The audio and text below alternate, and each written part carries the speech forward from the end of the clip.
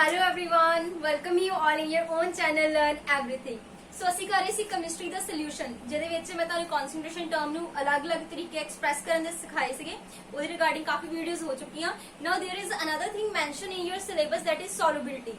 Like ਆਪਾਂ liquid ਦੇ ਵਿੱਚ ਸੋਲਿਬਿਲਿਟੀ ਦੇਖਣੀ ਸੋਲਿਡਸ ਦੀ ਤੇ ਗੈਸਿਸ ਦੀ। ਠੀਕ ਹੈ, ਇਹਨੂੰ ਮੈਂ ਦੋ ਵੀਡੀਓਜ਼ ਦੇ ਵਿੱਚ ਕਵਰ ਕਰਾਂਗੀ। ਫਰਸਟ ਵੀਡੀਓ ਚ ਥੋੜਾ ਕਾਫੀ ਕੁਝ ਇਹਦੇ ਬਾਰੇ ਦੇਖ ਲਾਂਗੇ, ਸੋਲਿਡਸ ਦਾ ਤੇ ਕਿੱਦਾਂ ਲਿਕੁਇਡ ਚ ਸੋਲਿਬਿਲਿਟੀ ਹੁੰਦੀ ਆ ਤੇ ਗੈਸਿਸ ਦੀ ਕਿੱਦਾਂ ਹੁੰਦੀ ਹੈ। ਠੀਕ ਹੈ, ਬਾਕੀ ਜੋ ਬਚ ਜਾਏਗਾ ਉਹ ਨੈਕਸਟ ਵੀਡੀਓ ਚ ਹੋ ਜਾਏਗਾ।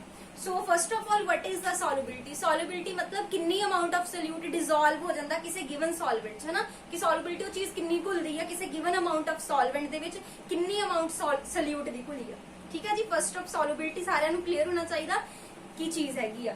ਨਾਓ ਫੈਕਟਰ ਆ ਅਲੱਗ-ਅਲੱਗ ਕਿ ਸੋਲਿਬਿਲਿਟੀ ਵੀ ਡਿਪੈਂਡ ਕਰਦੀ ਅਲੱਗ-ਅਲੱਗ ਫੈਕਟਰ ਤੇ। ਠੀਕ ਆ ਜੀ, ਲਾਈਕ ਇਹ ਫਰਸਟ ਮੈਂ ਤੁਹਾਨੂੰ ਕਰਵਾਉਣ ਲੱਗੀ ਸੋਲਿਬਿਲਿਟੀ ਆਫ ਸੋਲਿਡ ਇਨ ਲਿਕੁਇਡ। ਜਿਹੜੇ ਸੋਲਿਡ ਹੈਗੇ ਆ ਉਹਨਾਂ ਦੀ ਲਿਕੁਇਡ ਦੇ ਵਿੱਚ ਸੋਲਿਬਿਲਿਟੀ। ਠੀਕ ਆ, ਉਹ ਕਿਤੇ ਡਿਪੈਂਡ ਕਰਦੀ, ਪਹਿਲਾਂ ਡਿਪੈਂਡ ਕਰਦੀ nature of solute and ਸੋਲਵੈਂਟ। Solute ਤੇ ਸੋਲਵੈਂਟ ਤੁਹਾਨੂੰ ਪਤਾ ਹੈ, ਜਿਹਨੂੰ ਘੋਲਿਆ ਉਹ ਸੋਲਿਊਟ, ਜਿਹਦੇ ਵਿੱਚ ਘੁਲਿਆ ਦੈਟ ਇਜ਼ ਸੋਲਵੈਂਟ। ਦੋਨਾਂ ਦਾ ਨੇਚਰ ਕਿੱਦਾਂ ਦਾ ਹੈ। ਠੀਕ ਹੈ, ਦੋਨਾਂ ਦੇ ਨੇਚਰ ਤੇ ਡਿਪੈਂਡ ਕਰਦਾ ਕਿ ਸੋਲਿਬਿਲਿਟੀ ਕਿੱਦਾਂ ਦੀ ਹੋਏਗੀ, ਮਤਲਬ ਕਿੰਨੀ ਚੀਜ਼ ਉਹਦੇ ਵਿੱਚ ਘੁਲੇਗੀ ਕਿਸੇ ਸੋਲਵੈਂਟ ਦੇ ਵਿੱਚ। ਉਹ ਡਿਪੈਂਡ ਕਰਦਾ ਜਿਹੜੇ ਚੀਜ਼ ਘੋਲ ਰਹੇ ਆ ਉਹਦਾ ਨੇਚਰ ਕਿੱਦਾਂ ਦਾ ਤੇ ਜਿਹਦੇ ਵਿੱਚ ਘੋਲ ਰਹੇ ਆ, ਦੋਨਾਂ ਤੇ ਡਿਪੈਂਡ ਕਰਦਾ। ਇਫ ਯੂ ਕੋਟ ਆ like dissolve like dissolve like ਮਤਲਬ ਇੱਕੋ ਜਿਹੇ ਵਿੱਚ ਘੁਲਣਗੇ। ਲਾਈਕ ਜਿੱਦਾਂ ਬੱਚਿਆਂ ਦੇ ਘੋਲ ਮਿਲ ਜਾਂਦੇ ਆ ਵੱਡੇ ਅੱਜ, ਲਾਈਕ ਇੱਥੇ ਉਹ ਸੇਮ ਹੀ ਕਨਸੈਪਟ ਹੋਏਗਾ, ਲਾਈਕ ਡਿਸੋਲਵ ਲਾਈਕ। ਹੁਣ ਕੈਮਿਸਟਰੀ ਦੀ ਭਾਸ਼ਾ ਚ ਆਪਾਂ ਗੱਲ ਕਰੀਏ, ਪੋਲਰ ਚ ਘੁਲਣਗੇ ਵਧੀਆ, ਨੋਨ ਪੋਲਰ ਚ ਘੁਲਣਗੇ। ਜਿੱਦਾਂ NaCl ਵਾਟਰ ਚ ਵਧੀਆ ਘੁਲੇਗਾ ਤੇ ਜਿਹੜੇ ਨੈਪਥਲੀਨ ਤੇ ਐਂਥਰਾਸੀਨ ਆ ਇਹ ਬੈਂਜ਼ੀਨ ਚ, ਕਿਉਂਕਿ ਇਹ ਦੋਨੀ ਨੋਨ ਪੋਲਰ ਹੈਗੇ ਨੇ। ਜੇ ਮੈਂ NaCl ਨੂੰ ਬੈਂਜ਼ੀਨ ਚ ਘੁਲਣਾ ਹੋਵੇ ਵਧੀਆ ਤਰ੍ਹਾਂ ਨਹੀਂ ਘੁਲੇਗਾ, ਕਿਉਂਕਿ ਉੱਥੇ ਲਾਈਕ ਡਿਸੋਲਵ ਲਾਈਕ ਦਾ ਕਨਸੈਪਟ ਨਹੀਂ ਲੱਗਾ। ਸੋ ਇਜ਼ ਦੈਟ ਕਲੀਅਰ। ਸਭ ਤੋਂ ਪਹਿਲਾਂ ਕਿਹਦੇ ਤੇ ਡਿਪੈਂਡ ਕਰਦੀ ਆ, ਸੋਲਿਊਟ ਦਾ ਨੇਚਰ ਤੇ ਸੋਲਵੈਂਟ ਦਾ ਨੇਚਰ ਕਿੱਦਾਂ ਦਾ। ਜੇ ਦੋਨਾਂ ਦਾ ਨੇਚਰ ਸੇਮ ਹੈਗਾ ਤੇ ਉਹਨਾਂ ਦੀ ਵਧੀਆ ਸੋਲਿਬਿਲਿਟੀ ਹੋਏਗੀ, ਜੇ ਹੈਗਾ ਨੇਚਰ ਵਧੀਆ ਨਹੀਂ ਤੇ ਉਹਨਾਂ ਦੀ ਸੋਲਿਬਿਲਿਟੀ ਵਧੀਆ ਨਹੀਂ ਹੋਏਗੀ।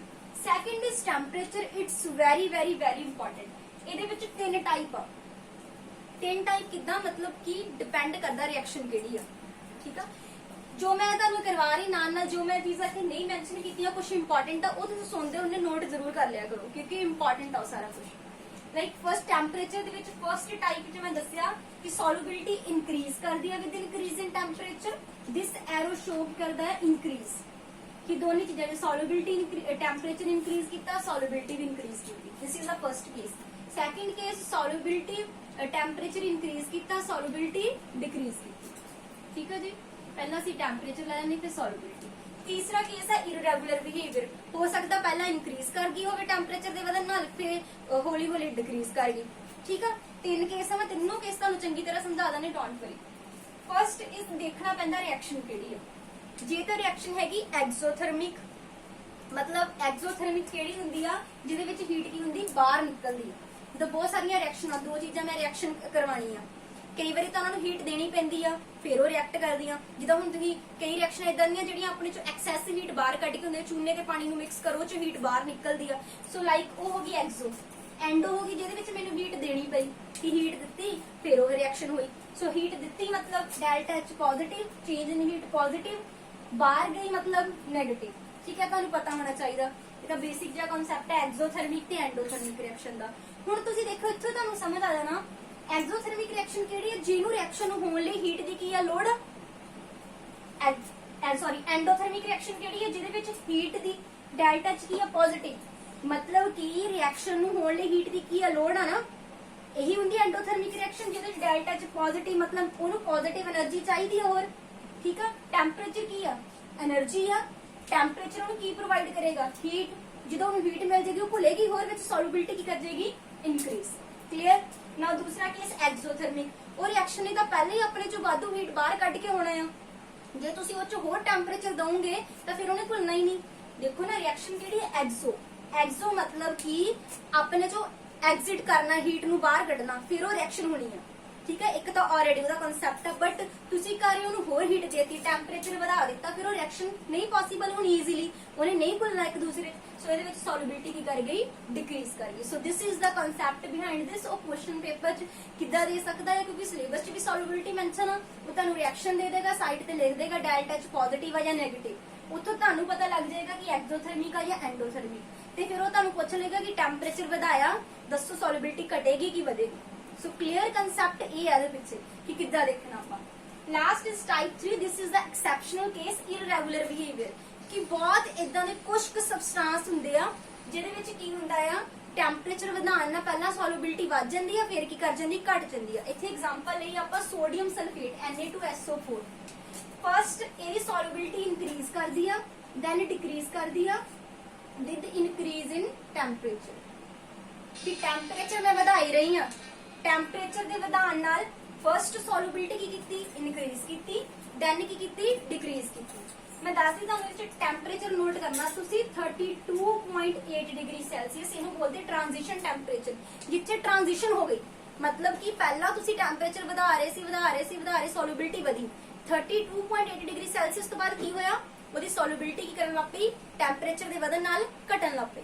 ਸਮਝ ਗਏ, ਦਿਸ ਇਜ਼ ਅ ਟ੍ਰਾਂਜੀਸ਼ਨ, ਮਤਲਬ ਟ੍ਰਾਂਜੀਸ਼ਨ ਹੋ ਗਈ ਉੱਥੇ।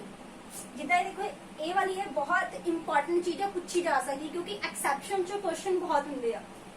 ਹੁਣ ਕੀ ਆ, ਜਦੋਂ 32.8 ਡਿਗਰੀ ਸੈਲਸੀਅਸ ਆ, ਉੱਥੇ Na2SO4 10 ਵਾਟਰ ਤੋਂ ਕੀ ਐਗਜ਼ਿਸਟੈਂਸ ਤੁਹਾਨੂੰ ਇਹਦੀ ਮਿਲੇਗੀ, Na2SO4 ਦੀ, ਤੇ ਇਹ ਤੋਂ ਬਿਲੋ ਇਹ ਕਿਹ ਚ ਕਨਵਰਟ ਹੋ ਗਿਆ Na2SO4 10 ਵਾਟਰ। ठीक है, एग्जाम्पल याद रखें, अवर्ब एच कन्वर्ट हो जाएगा, ए तो बिलो एच कन्वर्ट हो जाएगा।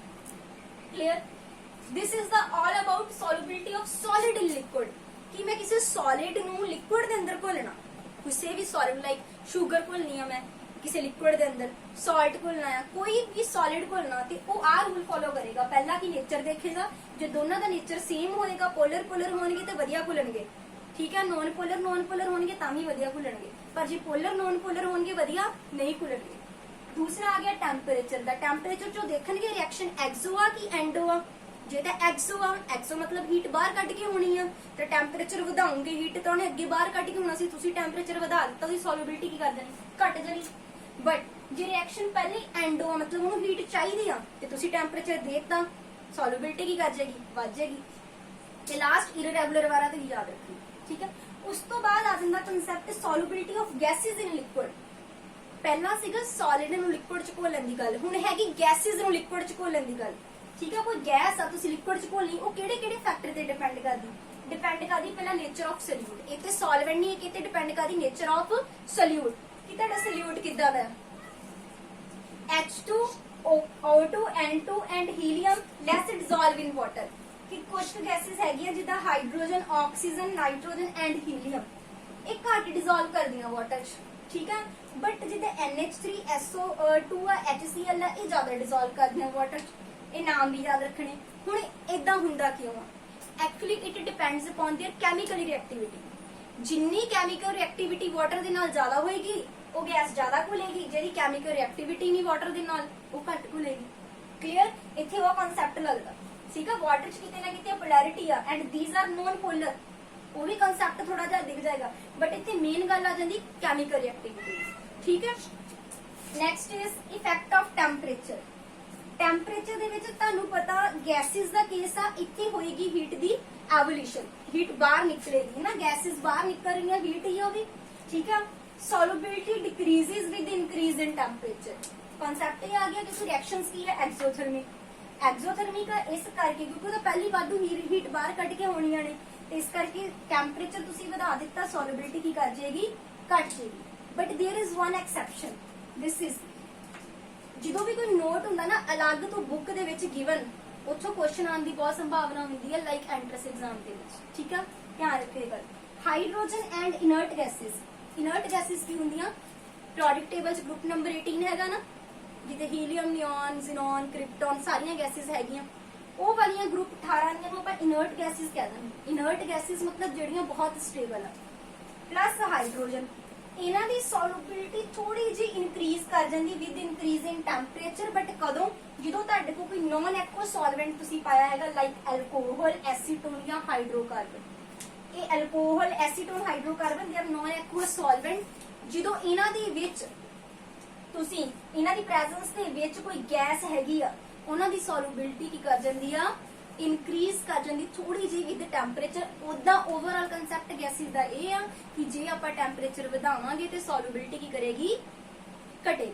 ठीक है ਉਹਦਾ ਕਨਸੈਪਟ ਹੀ ਹੈ but this is the exception ਇਹ ਵਾਲੀ ਇੱਕ ਛੋਟੀ ਜਿਹੀ ਐਕਸੈਪਸ਼ਨ ਹੈ ਕਿਹੜੀ ਗੈਸਿਸ ਲਈ ਹਾਈਡਰੋਜਨ ਤੇ ਇਨਰਟ ਗੈਸਿਸ ਲਈ ਇੱਕ ਤੁਸੀਂ ਇਹ ਕਨਸੈਪਟ ਦੇਖ ਲਓ ਇੱਕ ਇਹਦੇ ਵਿੱਚ ਆਉਂਦਾ ਇਫੈਕਟ ਸੌਰੀ ਇੱਥੇ ਨਾ ਮੇਰੇ ਕੋਲ ਉੱਪਰ ਵੀ ਇੱਕ ਇਫੈਕਟ ਆਫ ਪ੍ਰੈਸ਼ਰ ਰਹਿ ਗਿਆ ਹੁਣ ਇਹਦੀ ਗੱਲ ਦੇਖ ਲੈਂਦੇ ਆ ਸੋਲਿਡ ਐਂਡ ਲਿਕੁਇਡ ਦੀ ਜਦੋਂ ਆਪਾਂ ਗੱਲ ਕਰਦੇ ਨਾ ਉੱਥੇ ਕਹਿੰਦਾ ਇਫੈਕਟ ਆਫ ਪ੍ਰੈਸ਼ਰ ਉਹ ਨੈਗਲੀਜੀਬਲ ਆ ਕੋਈ ਜ਼ਿਆਦਾ ਇਫੈਕਟ ਨਹੀਂ ਹੁੰਦਾ ਮਤਲਬ ਪ੍ਰੈਸ਼ਰ ਵਧਾਉਣ ਨਾਲ ਜਾਂ ਘਟਾਉਣ ਨਾਲ ਉਹਦੀ ਸੋਲਿਬਿਲਿਟੀ ਤੇ ਫਰਕ ਨਹੀਂ ਪੈਂਦਾ ਕਿਉਂ ਦੇਖੋ ਸੋਲਿਡ ਆ ਉਹ ਤੇ ਪ੍ਰੈਸ਼ਰ ਪਾਉਂ ਸੋਲਿਡ ਹੈ ਮੈਂ ਪ੍ਰੈਸ਼ਰ ਪਾ ਦਵਾਂ ਕੋਈ ਕੀ ਇਹਨੂੰ ਕੰਪਰੈਸ ਕਰ ਸਕਦੀ ਮੈਂ ਨਹੀਂ ਲਿਕੁਇਡ ਲੈ ਲਓ ਲਿਕੁਇਡ ਨੂੰ ਤੁਸੀਂ ਕੰਪਰੈਸ ਕਰ ਸਕਦੇ ਨਹੀਂ ਇਹ ਬਹੁਤ ਜ਼ਿਆਦਾ ਹਾਈਲੀ ਇਨਕੰਪਰੈਸਿਬਲ ਹੈ ਇਹਨਾਂ ਨੂੰ ਕੰਪਰੈਸ ਕਰਨਾ ਸੌਖਾ ਨਹੀਂ ਤੇ ਇਨਕੰਪਰੈਸਿਬਲ ਇਸ ਕਰਕੇ ਸੋਲਿਬਿਲਿਟੀ ਤੇ ਕੀ ਫਰਕ ਪਏਗਾ ਇੱਕ ਫੋਰਸ ਲਗਾ ਰਹੇ ਹੋ ਤੁਸੀਂ ਉਹ ਫੋਰਸ ਤੇ ਜ਼ਿਆਦਾ ਉੱਤੇ ਲੱਗ ਹੀ ਨਹੀਂ ਜਿੱਦਾਂ ਉਹਨੂੰ ਮੈਂ ਕਿੰਨਾ ਕੁ ਕੰਪਰੈਸ ਕਰਾਂਗੀ ਠੀਕ ਹੈ ਨਾ ਦੇ ਆਰ ਇਨਕੰਪਰੈਸਿਬਲ ਇਸ ਕਰਕੇ ਇਹਨਾਂ ਤੇ ਇਫੈਕਟ ਨਹੀਂ ਹੁੰਦਾ ਤੇ ਗੱਲ ਹੈਗੀ ਪ੍ਰੈਸ਼ਰ ਦੇ ਇਫੈਕਟ ਦੀ ਇਸ ਕੇਸ ਦੇ ਵਿੱਚ ਗੈਸਿਸ ਇਨ ਲਿਕੁਇਡ ਦੇ ਕੇਸ ਦੇ ਵਿੱਚ